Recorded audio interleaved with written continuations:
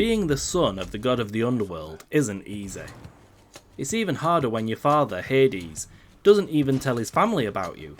Suddenly, hell feels quite overrated, and good old dad isn't looking so good. That's the plight of protagonist Zagreus, son of Hades and prince of the underworld. He craves his freedom, and is going to do anything to get it. Roguelike game Hades from developer Supergiant Games is an exciting, story-rich, action-packed title that will pull you in from the very start. When you first start out in Hades, you'll likely be a bit overwhelmed. There's a lot to see. The game drops you into the underworld and doesn't explain how to fight. It's easy enough to figure out on your own though. One button does your standard attack, one button is your powerful attack, and then you can dash and do a ranged attack. Monsters will attack you, and soon enough you'll die. You'll need more upgrades before you can defeat more underworld cronies. Your father will greet you, trying to convince you that this escape you're attempting is ridiculous, but you're not going to give up that easily.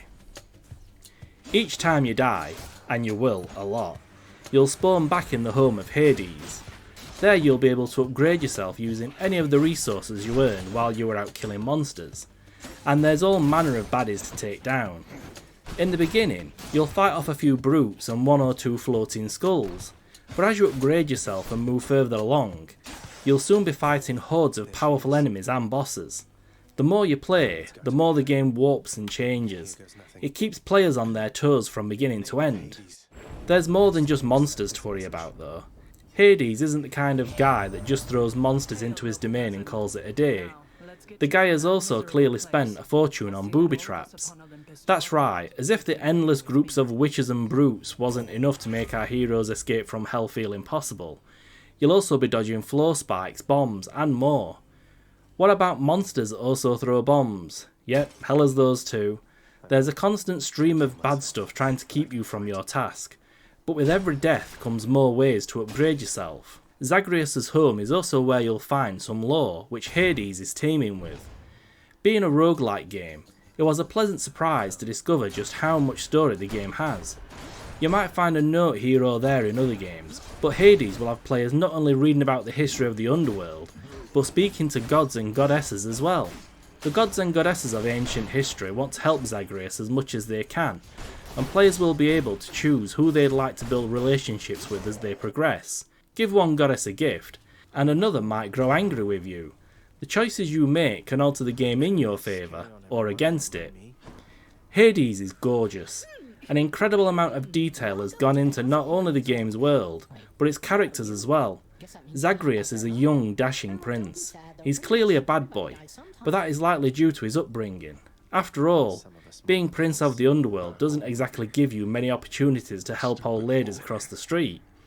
When you speak with a character in the game, you'll get a close-up of their portrait, and each character is drawn beautifully.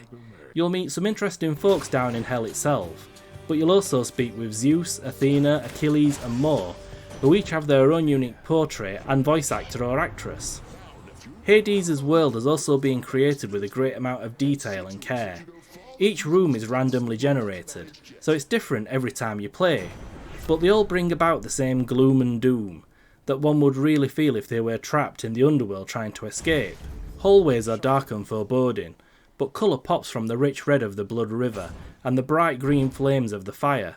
The walkways are cracked from age and some of the dead roam the halls. However, the level of detail can occasionally be something of an obstacle.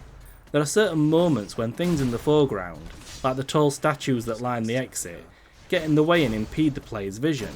There were a few times I didn't know there was a floating skull or a witch hiding behind one of the statues and I was hit, but this is the one and only place where one might find a grievance. Unlike other roguelike games, you'll never feel discouraged from having to start over time and time again.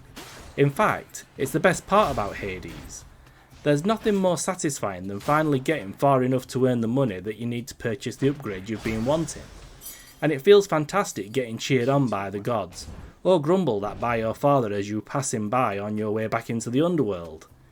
I can see how the difficulty at the start might put off certain players, but those who appreciate the beauty in its challenge will surely be in their element here. Hades is a fantastic title. Even after sinking multiple hours in, it never gets boring. It's a beautiful looking game, from the environments to the character art. A lot of love and care has gone into bringing it to life. Better yet, it's simply a joy to play. Returning to the underworld time and time again, striving to get just that bit further every time, is endlessly entertaining. With smooth controls, a fantastic story filled with charming humour, a satisfying upgrade system, and a whole host of other great elements, I can't recommend it enough. Hades is available on PC and Switch.